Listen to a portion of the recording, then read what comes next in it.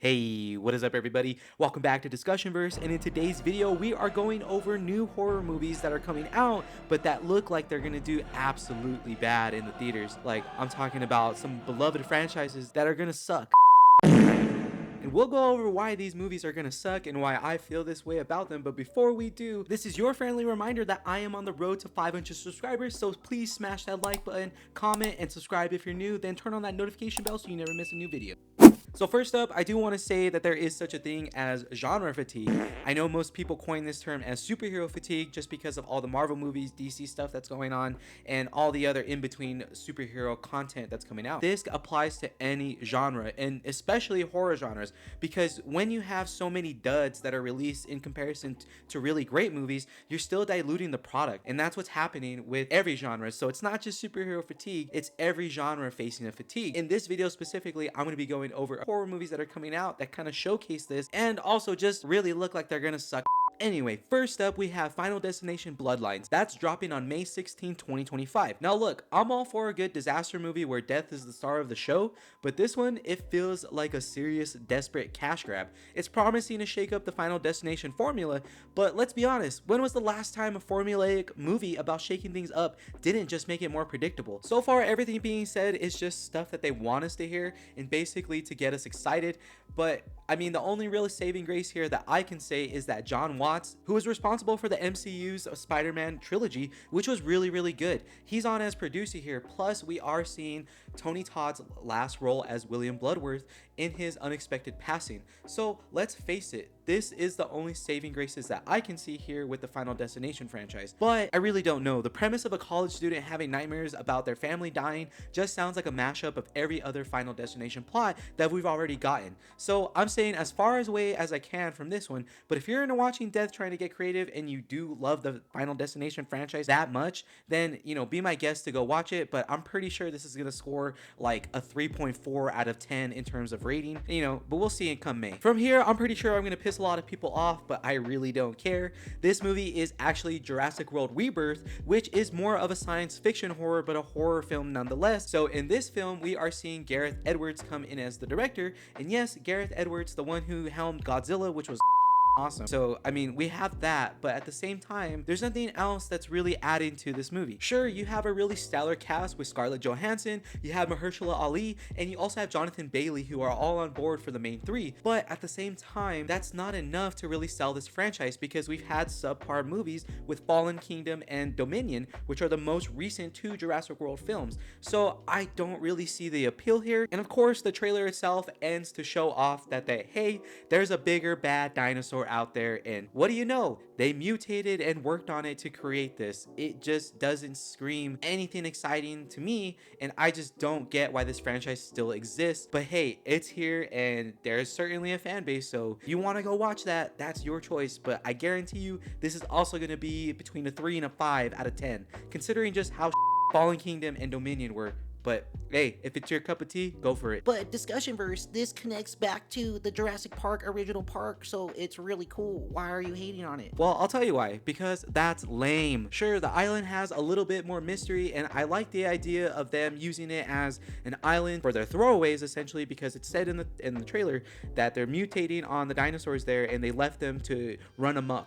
And that's why they're still there, and that's why they're causing havoc. But other than that, they're looking for 3 sets of DNA from the biggest dinosaurs in order to find some sort of cure for humanity. I just don't get it anymore. I don't get this franchise. Moving on, we're going with I Know What You Did Last Summer, as it recently was announced that this film is also getting a legacy sequel that is set to release on July 18, 2025. So brace yourselves, as Scream and Halloween made this formula popular, so now we're getting another one, this time with the return of Jennifer Love Hewitt and Freddie Prinze Jr. Sure, that hits you right in the nostalgia, but do we really need it?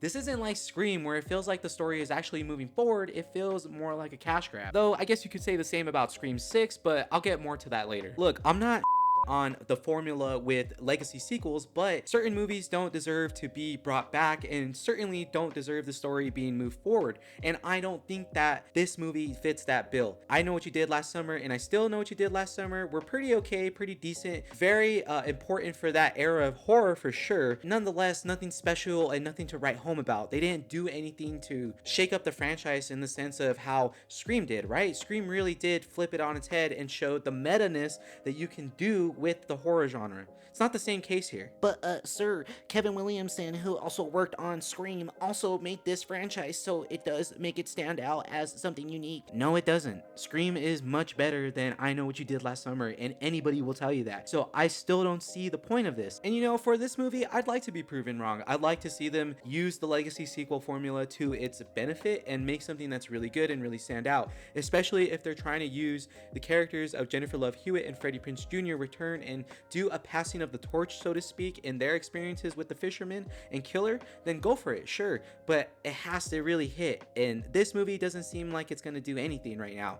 It seems really bland. But hey, you can mark your calendars for when it comes out. Freaking idiot! Yeah. You know it's true. Anyway, Scream 7. Scream 7 is set for release on February 27, 2026. Now, that's not necessarily coming out in 2025, but it's really damn close, only being 2 months away. Nonetheless, I did say I was going to come back to this, right? Because I mentioned that while Scream 6 was fun, it still was on the meh factor. It was a good film, but not a great film. I thought the setting was cool. I enjoyed the characters. I liked the little twist with the connection to one of the first ghost faces in Billy Loomis. I thought that was really cool and a unique plot line. But other than that, it still didn't do much for the franchise. I thought Scream 1 through 5 were arguably much better than Scream 6, but yet here we are getting Scream 7. And this is one of the franchises that I think absolutely deserves a whole saga, a whole 9 films to wrap up the full story, because I felt like up until this point we were getting stories and films actually pushing the Scream storyline further and making it unique each time and really bringing it full circle back to the first one. Though at some point as a franchise you do got to pull away from the legacy connectivity and try to make your own story from this, and I think after Scream 5 these next few films should have been filling that void, whereas we got Scream 6 still connecting to the factor of Billy Loomis and it connecting to Sidney Prescott rather than trying to bridge it out to its own narrative while still being relevant and respectful to what came before. And that's where I hope Scream 7 can go, but it doesn't seem like that's gonna happen regardless of all the positive news we have, such as Matthew Lillard returning as Stu Macher. We also have Scott Foley coming back as Roman Bridger, who you might remember for Scream 3 and also for being the half-brother of Sidney Prescott in the Scream franchise. Still, I don't think that's enough to really sell Scream 7 and what they're gonna do for the plot. I'll hold my breath because maybe they have some sort of unique vision that they brought and story. Maybe that really got everybody excited for this version. I'm just holding out some hope here. I'll give this one an early prediction of 5 or a 6 out of 10 and just being forgettable, really. Kind of like how Scream 6 was. And I saved the best for last for you guys, especially with it being The Strangers Chapter 2, a sequel to the reboot of The Strangers Chapter 1 that no one really asked for. Seriously, the 2008 version was terrifying because it was simple. Faceless killers doing the unthinkable. It was the kind of slow burn horror that made you feel uneasy without unnecessary jump scares and with using what they had to their full effect. It also tapped into our true fear of being targeted by somebody for no apparent reason. It's just because you were home that day. That's probably one of the most chilling realizations that you can make if you were ever put in such a situation. So the fact that the 2008 version of The Strangers really tapped into that primal fear, that is so commendable. And then you get the 2018 late sequel with Prey at Night. While a solid movie, it wasn't as great as the 2008 version of The Strangers. Still, it was far better than what we got with The Strangers Chapter 1 and what we're gonna see with The Strangers Chapter 2. Again, I still feel like both in this whole reboot franchise for The Strangers specifically are beyond unnecessary. Plus, this franchise's goal seems to be unmasking our strangers in this film and show who they are while also giving them some sort of backstory, which is going backwards on the whole point of The Strangers and Strangers Prey at Night. The whole point is to not know who they are, a group of random killers who have no sort of connection to them. So that lack of connection makes it all the more scary because you realize how truly psychologically deranged those three are. That's gotta be one of the most juvenile, lamest approaches I've ever seen to an actual great premise that is literally being disemboweled before our very eyes. Like, did the director and his writers or the production company not see the reviews that this got, and you still want to make 2 more movies in this? You still are gonna let the director and the writer do their thing to make even more